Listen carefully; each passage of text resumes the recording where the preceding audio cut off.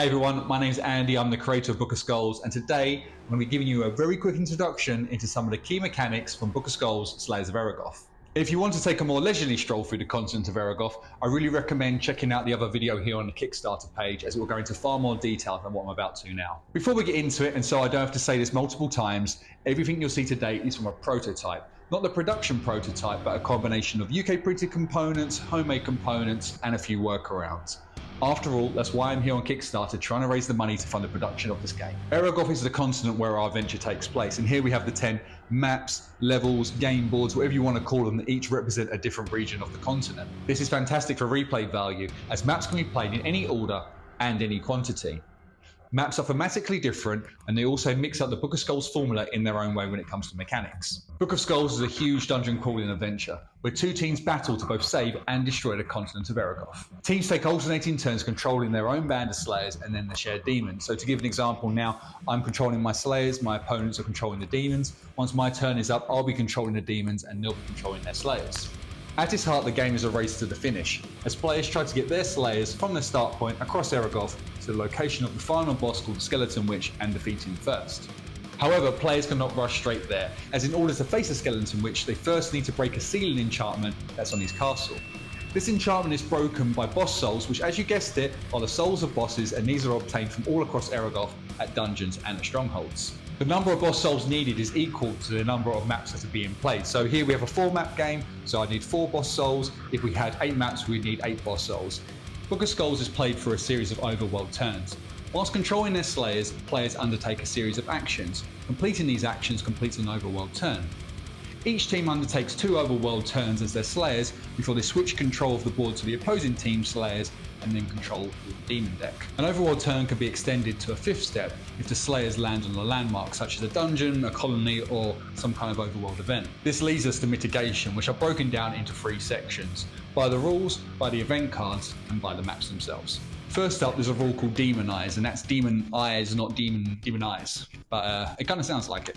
And this is where you cannot roll a 1 on both of your overworld turns. So if you roll a 1 on your first turn, you roll it on your second, you'll keep re-rolling that second one until you have a value greater than 1. Event cards can lead to a variety of outcomes. Some of these cards offer navigational bonuses, such as replacing your d6 for a d12, doubling your d6 rolls, and even bonus rolls.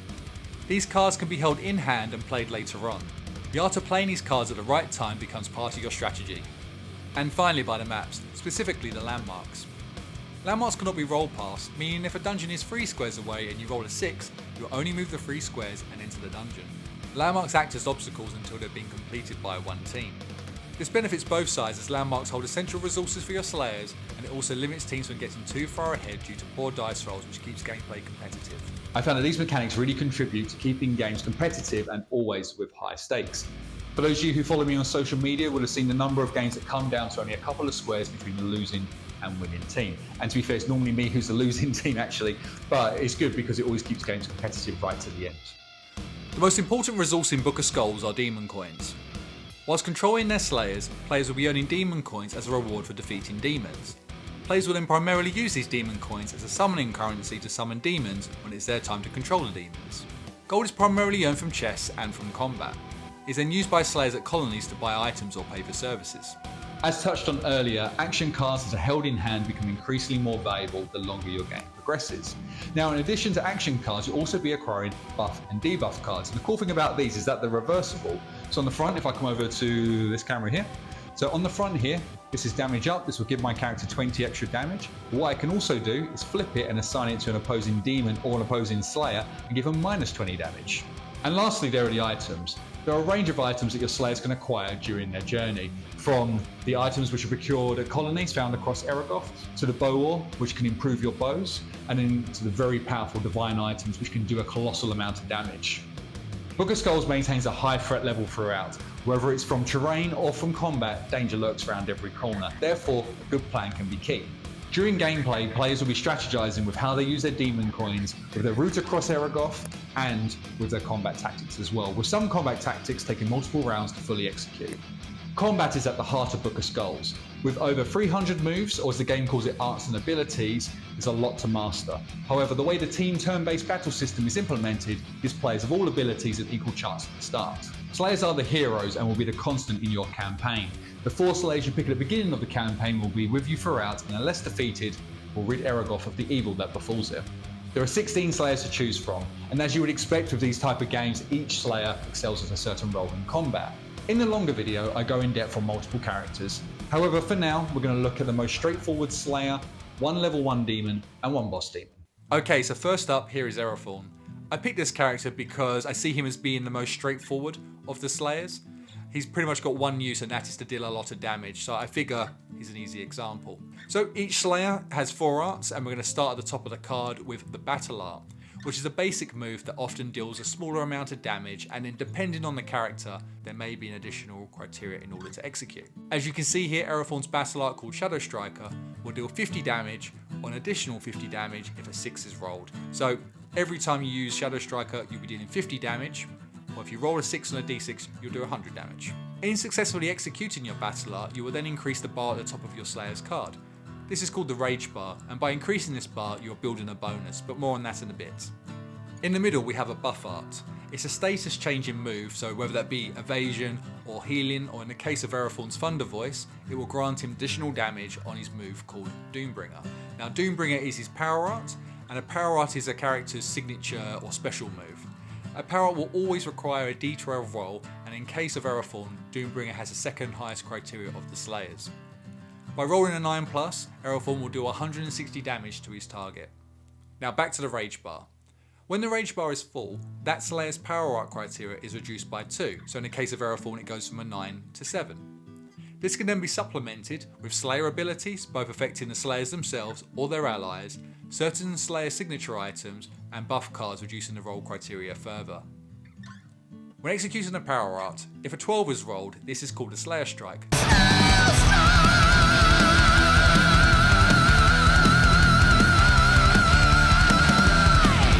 The Book of Skulls version of a critical hit. What this gives is another attempt at the power art, so in the case of Erathorn, if a 12 is rolled, he will do 160 damage. Then he can immediately roll again. If a 9+ is rolled, then a further 160 damage is dealt. This is pretty much the only way a character can move twice in a round. To finish the moveset, we have the Elemental Arts. These are executed using the Elemental dice. Each character in Eragoth has an elemental typing from one of the 7 elements: Earth, Frost, Gloom, Inferno, Sands, Shadow, and Light. If the damage number is positive, it is dealt to the target. If the damage is negative, it is then dealt to the Slayer due to a bad reaction. There is an elemental advantage, and in the case of Erathorn, Earth has advantage over Frost, resulting in the best damage output.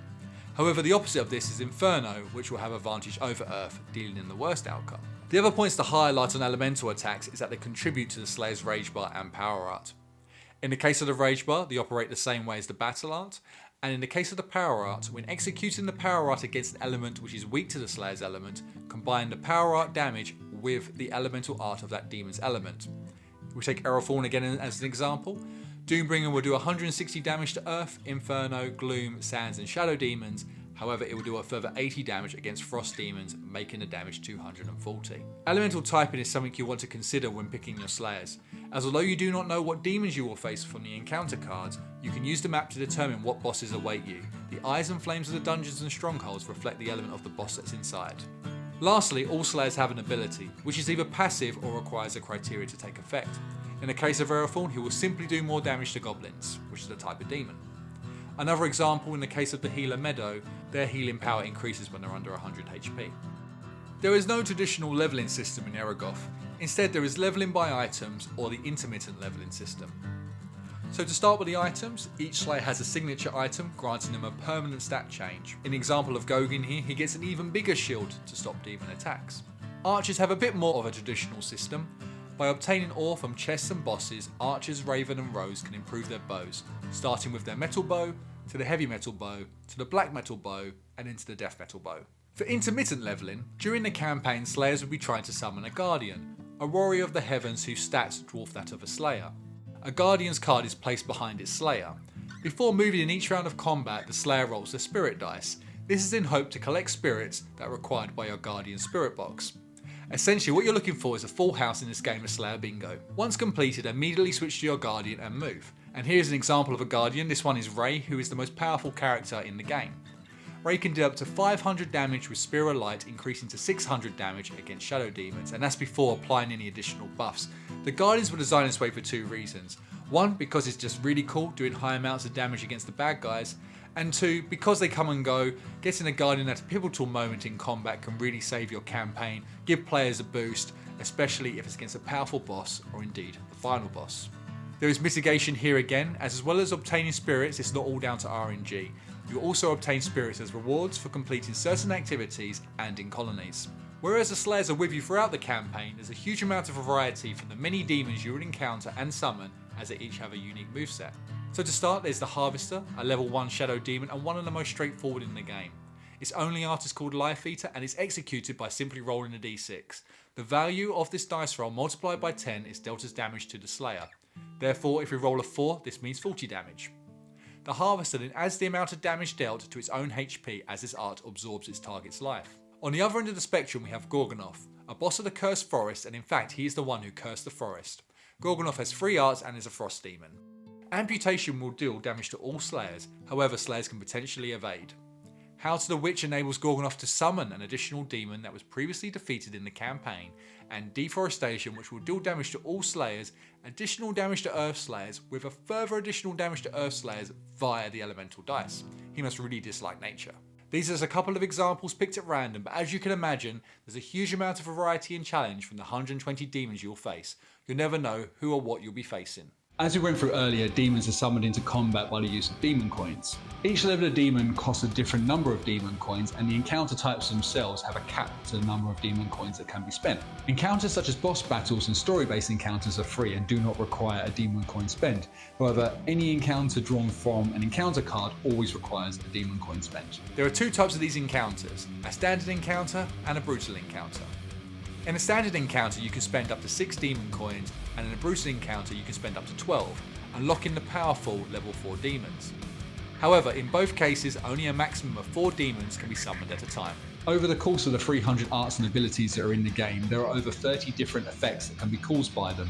I'm not going to get into all of them now because this video is going to get absolutely massive, so I'm just going to focus on 3 of them for now. Next to the arts on a character's card are what's called status emblems. These are cool visuals which help as a quick reference along with the physical status emblems. However, arts are to be understood as per the card's text. Damage is often dealt in the same round with the art was selected. However, there are what's called overtime arts, which are damage over time, curses, or action over time, and this is where the damage is dealt over multiple rounds. Shackle arts stop characters from doing something they should otherwise be able to do. There are 9 different types of shackle, and just a couple of examples are a shackle which stop characters from moving completely, or there could be one which stops Slayers from rolling their spirit dice and acquiring spirits for their guardian. To stop arts and characters from being overpowered, some arts feature a cooldown. A cooldown means a certain number of rounds need to pass before the art can be selected again. Lastly, we have summoning arts. This is where a character is summoned into combat either in place of the summoner, such as a guardian replacing the slayer, or an additional character, such as Gorgonoth's Howl to the Witch that I mentioned earlier. Slayer's actions in combat earn battle points that contribute to the team's battle bar. A max battle bar triggers a powerful 2-step team attack. Demon bosses also use their battle bar, resulting in added danger for their Slayers and an extra option for the boss. A byproduct of the battle bar is that it naturally keeps gameplay moving during longer battles. Okay, that's it. So thank you for watching this very short video. I hope you enjoyed it, and as I say at the beginning, if you've got the time, please consider checking out the longer video here on the Kickstarter page. It's been a crazy ride over these past 5 years, going from scraps of paper and Excel files to where the game is now, to being able to have a stand at UK Games Expo, to even being up at 3 AM more times than I care to mention, working on the most minute details.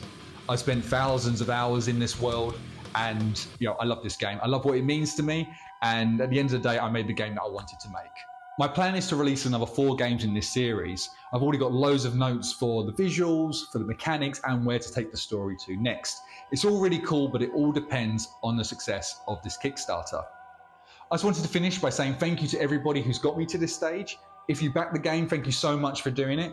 If you're on the fence, all I can say is, I've tried, this is the most I've tried at anything in my whole life before. Thousands of hours it's taken to get this game to this stage, and I really could not have tried harder to do it.